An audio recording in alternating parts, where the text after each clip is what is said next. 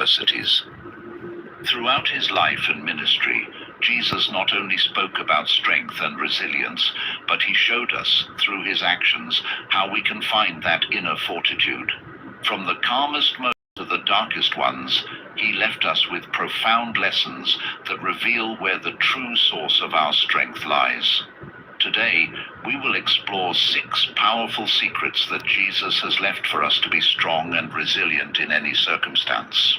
Each of these secrets is anchored in his own experiences and teachings, showing us the way to overcome with faith, trust, and obedience to God.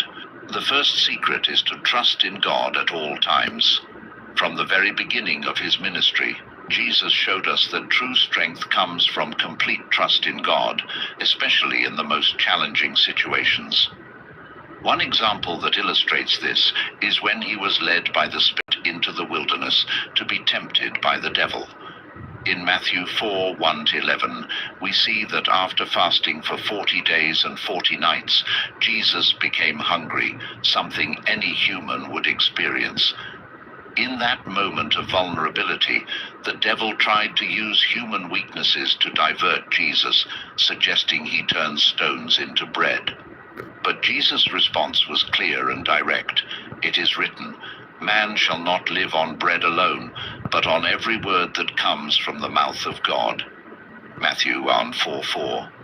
This response was not just theoretical teaching, it was a practical demonstration that trust in God must be greater than any physical or material need. Even in the face of hunger, which is a basic necessity, Jesus did not place his trust in what was visible, but in the Word of God. This teaches us that, in our moments of greatest fragility, that's when we should trust God the most. When it seems like there is no way out, when the solution is beyond what we can see or control, trusting in God is what strengthens us. This same principle applies in many other instances in Jesus' life. When facing storms, both literal and figurative, his trust was firmly grounded in the sovereignty of God. Another significant example is in John 6:38, where Jesus makes it clear that he didn't come to do his own will, but the will of the Father who sent him. This shows us that, in addition to trusting in God, it's essential to live according to his will, even when that means surrendering our own desires. Still in the wilderness, the devil took Jesus to the highest point of the temple and tempted him again, this time suggesting he throw himself down because the angels would save him. Once again, Jesus responded with the word of God. It is also written, "Do not put the Lord your God to the test." Matthew 4:7. Jesus didn't use his divine power to prove his identity. He didn't need to because his trust in the Father was already complete. This shows us that we don't need physical proof or signs to trust that God is in control. He always knows what's best for us and acts at the right time. Trusting in God is one of the most important pillars for developing strength and resilience. Just imagine the ability to invest using AI to analyze asset movements over time, combined with technical and fundamental analyses for smarter resilience. Sometimes we want to take control of situations, solve everything with our own strength, but that's not the way Jesus taught us. Trusting is placing control in God's hands and believing that he has the best for us, even if we can't see it at the moment. When we face tribulations, there's always the temptation to seek quick solutions or rely on our own wisdom.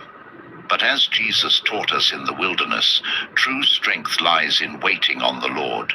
Isaiah 40:31 reminds us, "But those who hope in the Lord will renew their strength. They will soar on wings like eagles. They will run and not grow weary. They will walk and not be faint."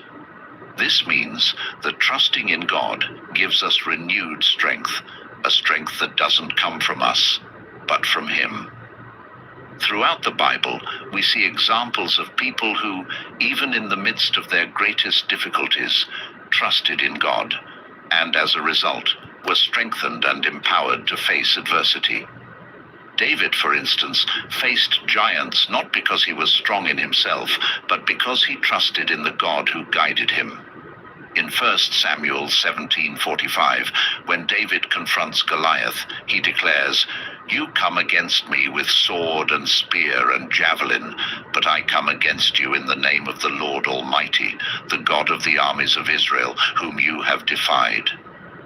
David's confidence wasn't in his abilities or his weapons, but in God, and it was this trust that led him to victory. The same principle applies to our daily lives.